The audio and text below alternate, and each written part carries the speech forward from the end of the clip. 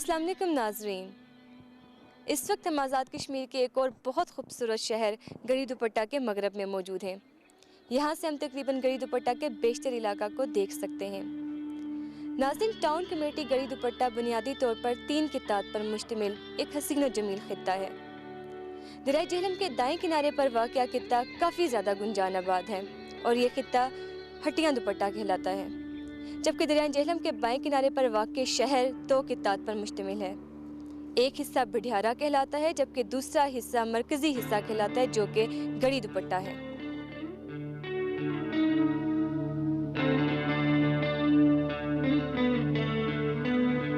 अठारह 1835 में जब सामने हटियां दुपट्टा में मशहूर ऑस्ट्रियन सयाह बैरन चार्ल्स हेवगल कुछ देर ठहरा तो उसने अपने मशहूर सफ़रनामा सियाहतनामा कश्मीर और पंजाब में लिखा कि हटियां के जुनूब मगरब में दरिया झेलम के बाएं किनारे पर एक पहाड़ पर शिकारा कला मौजूद है। उस वक्त इस कले की इस कस्बा में मौजूदगी कस्बा की तारीखी और फौजी अहमियत का मज़र है, लेकिन अब इस कला के आसार बिल्कुल मिट चुके हैं और इस बात का तयन करना कि वो कला कहाँ वाक़ था जो ये शेर लाने के मुतरादिफ है।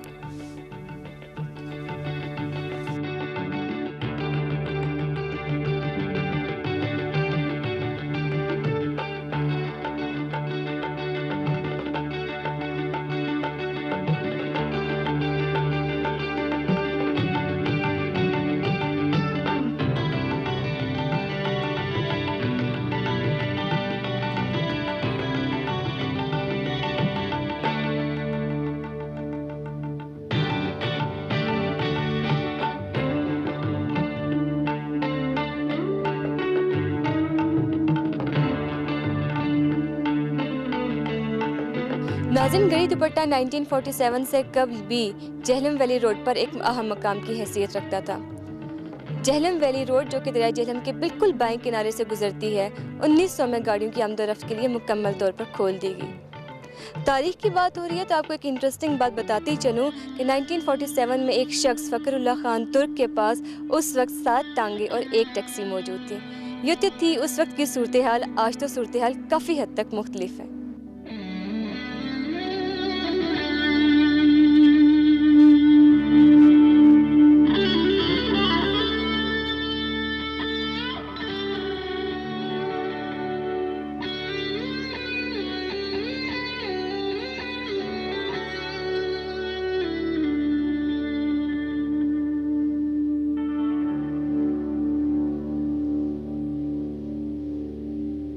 नाज़रीन, इस वक्त आप जो मंदिर देख रहे हैं, ये मंदिर 1947 से कब यहाँ पर बसने वाले हिंदुओं ने तामीर करवाया था।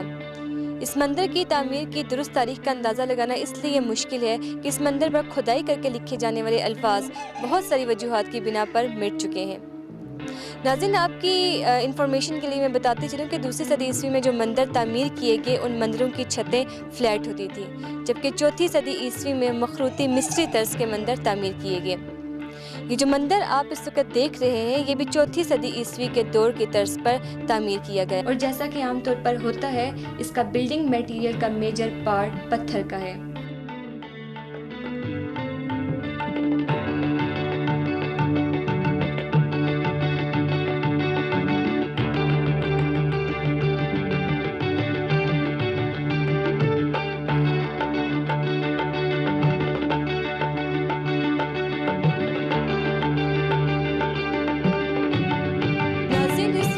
दुपट्टा के कदीम कस्बा हटियां दुपट्टा को देख रहे हैं, जहां पर 1947 से कब 100 से ज़ायद घराने आबाद थे, लेकिन इनमें से बेशतर घराने अब मुख्तलिफ वजूहात की बिना पर मुजफ्फराबाद शहर मुंतकिल हो चुके हैं। नाज़रीन, दरिया के पार आप जिस जगह देख रहे हैं, ये वो जगह है जिसके बारे में बेशुमार रवायतें मशहूर हैं।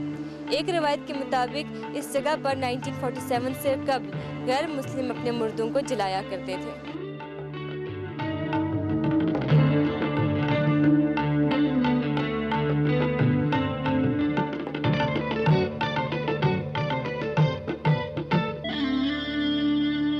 नाज़रीन, इस वक्त आप जो कुआं देख रहे हैं, ये कुआं 1930 से कब यहाँ पर बसने वाले हिंदुओं और सिखों ने तामीर किया था।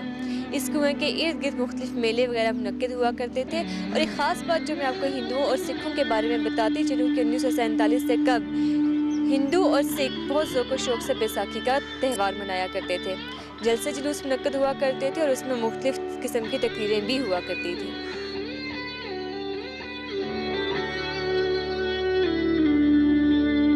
नाज़रीन, इस वक्त आप जो मंदिर देख रहे हैं, ये मंदिर 19वीं सदी ईस्वी में तामीर किया गया था। नाज़रीन, ये मंदिर पत्थर से तामीर करदा मुखरूती मीनार वाला है। नीचे से ये मुरब्बा शक्ल का है, जबकि ये सिर्फ और सिर्फ एक ही कोठरी पर मुश्तमिल है। आज भी इस मंदिर के ऊपर तांबे से बना हुआ कलश मौजूद है। मीनार पर ज़ेबाइश और पुख्तगी को मद्देनजर रखते हुए प्लस्तर किया गया है। नाज़रीन, इस वक्त आप जो मंदिर देख रहे हैं, ये भी बुनियादी तौर पर चौथी सदी ईस्वी के दौर की तर्ज पर तामीर किया गया है और जैसा कि आमतौर पर होता है, इसका बिल्डिंग मटेरियल का मेजर पार्ट पत्थर का है।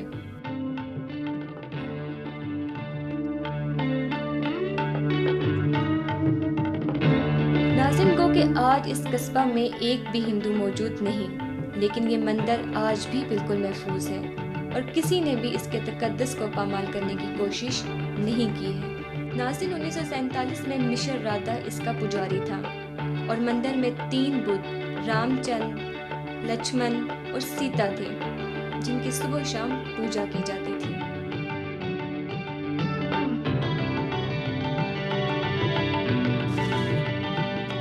नाज़रीन, इस वक्त हम कस्बा हटियां दुपट्टा के कदीम बाजार में मौजूद हैं। 19वीं सदी में इस कस्बे को हटियां का नाम दिया गया, लेकिन बाद अज़ा हटियां के साथ लफ्ज़ दुपट्टा भी लगा दिया गया और यूं ये कस्बा हटियां दुपट्टा कहलाया।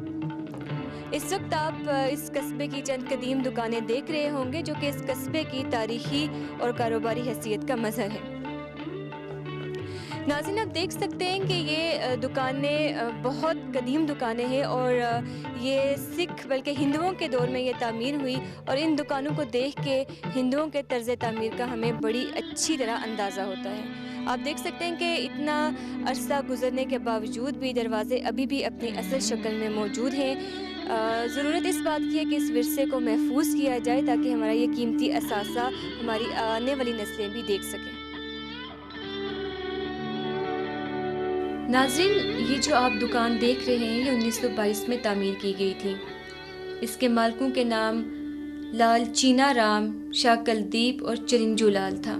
ये दुकान लाला सन्नत राम और जीवन राम शाह ने ईस्वी सन के मुताबिक मई 1929 और देसी यानी हिंदुओं के सन के मुताबिक 1986 में तामीर की थी। नाज़रीन, ये दुकान लाला बालिक राम ने देसी हिसाब से मंगर 1993 में बमुताबिक 1936 ईस्वी में तामीर की थी।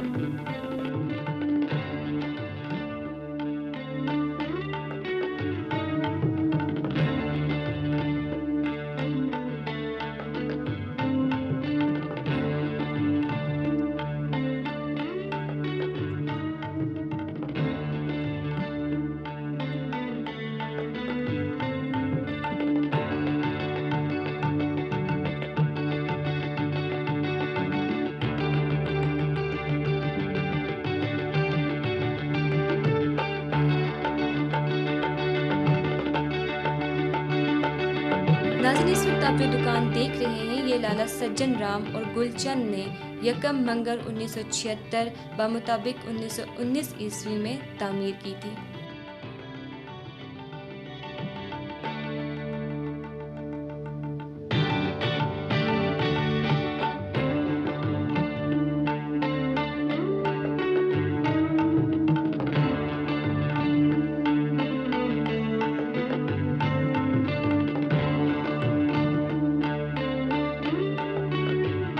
ये दुकान 1926 ईस्वी में लाला सन्नत राम और जीवन राम शाह ने तामीर की थी।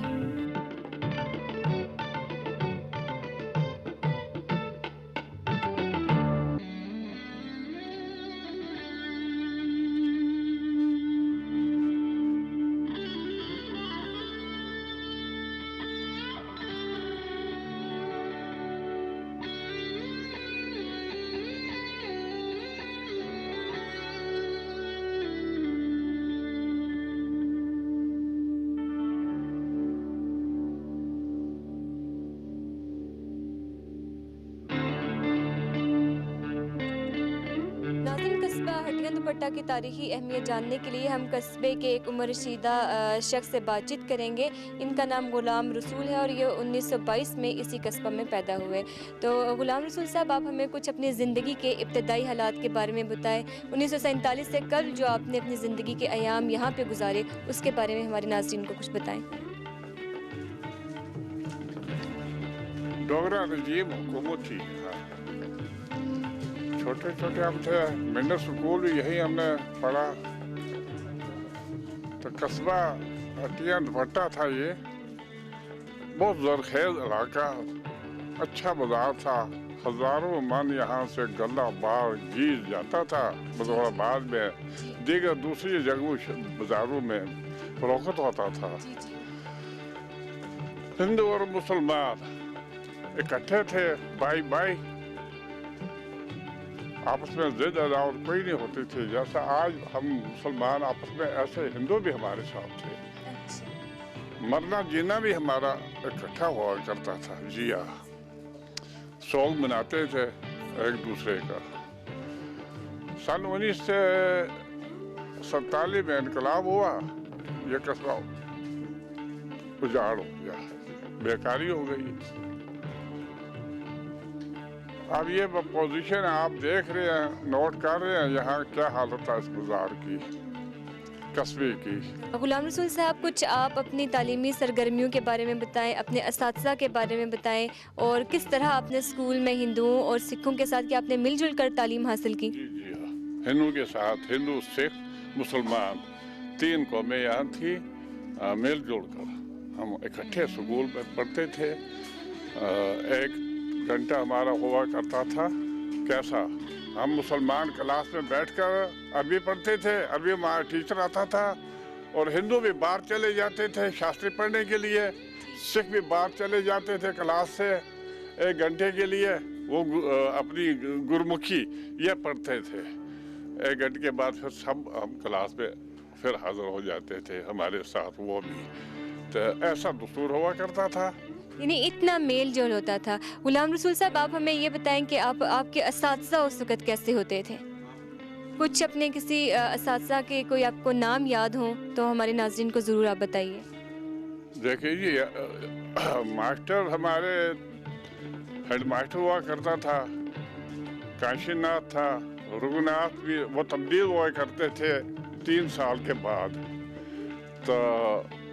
तो यूब शाह भी आ गया इधर, कुछ अर्सा उसने भी लगाया 2-3 साल, 3 साल। तो दूसरे सेकंड मास्टर, थर्ड मास्टर हुआ करता था शंभुनाथ पंडित, श्यामलाल पंडित मेरे पड़ोसी थे। मैं उनके पास प्राइवेट में ही पढ़ा करता था। सिख भी हुआ करते थे, एक मास्टर सिख हुआ था, एक अरबी। तो तकरीबन 10 मास्टर होते थे। मिडल स्कूल हुआ था। जी हाँ, बड़ी अच्छी तालीम होती थी। तो ग़ुलाम रसूल साहब, आपने कुछ बातचीत की कि आप जब स्कूल में अरबी पढ़ते थे तो सिख और हिंदू जो है वो क्लास से बाहर चले जाया करते थे। इसी तरह जब क्या कस्बे में हिंदुओं के मुख्तलिफ त्यौहार, जिनमें होली थी, दिवाली थी, ये त्यौहार होते थे, तो ये किस तरह से मनाए जाते थे ये त्यौहार? ऐसा जैसा हम बड़ा लोग दिन मनाते ना, ऐसा उनके भी दिन हुआ करते थे बड़े। दिवाली एक दिन हुआ करता था, वो चिराग देखे इन दीवारों पर, ये जगह ये चिरागों से भरे हुए थे। रात को तकरीबन 12-1 बजे तक बड़ा शुगल हुआ करता था इस बाजार में। और घरों में भी, मकानों पर भी वो मिट्टी के दीवे थे, छोटे छोटे हुआ करते थे ना, उनमें बत्ती तेल वगैरह वो भी बालते थे। बहुत चिराग होता था दिवाली वाले दिन। इस बाज़ार के बारे में ये रवायत भी मौजूद है कि हिंदू अपना त्यौहार यहाँ पर बहुत ही पुरजोश तरीके से मनाते थे। पूरे बाज़ार में चिरागा किया जाता था, दिए जलाए जाते थे, बाज़ार पूरी रात खुला रहता था और लोग सारी रात ख़रीदारी में मसरूफ़ रहते थे, जिसकी वजह से इस पूरे बाज़ार में काफ़ी गहमा गहमी रहती थी। ग़ुलाम रसूल साहब, आप जो कुछ ये तब्दीलियाँ हुई हैं, आप इसके बारे में क्या कहेंगे कि क्या इस विरसे को महफूज करने की ज़रूरत है, या वही प्यार मोहब्बत जो पहले था उसकी अब ज़रूरत है? तो ज़रूरत है, लेकिन ज़रूरत करने वाले नहीं हमारे पास। हमारा कस्बा ये उजड़ गया, कोई इस पास से तवज्जो नहीं देता। बहुत ज़ख़ीन इलाका ये बाजार था, मशहूर। हज़ारों रुपए की दुकानदारी दिन भर होती थी। अब हमारा पुल दूर लगने से सड़कें निकल गई हैं, सीधे लोग आते जाते, वो पुल आबाद हो गया, पार लो बाजार आबाद। वहाँ बाजार नहीं हुआ था, वहाँ टागे वगैरह गाड़ियाँ गुजरती थी, कोई दुकान नहीं थी वहाँ। इनकलाब तो बाद वो देखो कैसा लाहौर का बाजार बन गया और हमारा उजड़ गया। नाजरीन, ये तो थी ग़ुलाम रसूल साहब से कुछ बातचीत। इनकी बात से अंदाज़ा हुआ कि तरक्की के साथ साथ लोगों को बहुत चीज़ें नई भी मिली, लोगों ने बहुत कुछ सीखा, लोगों ने बहुत कुछ जाना, लेकिन बाज़ चीज़ें बहुत पीछे रह गई, बहुत गुमनाम हो गई। जैसा कि आप इस बाज़ार की हालत देख सकते हैं कि अब ये बाज़ार बिल्कुल एक उजाड़ और बिल्कुल एक वीरानी की सूरत हाल पेश कर रहा है।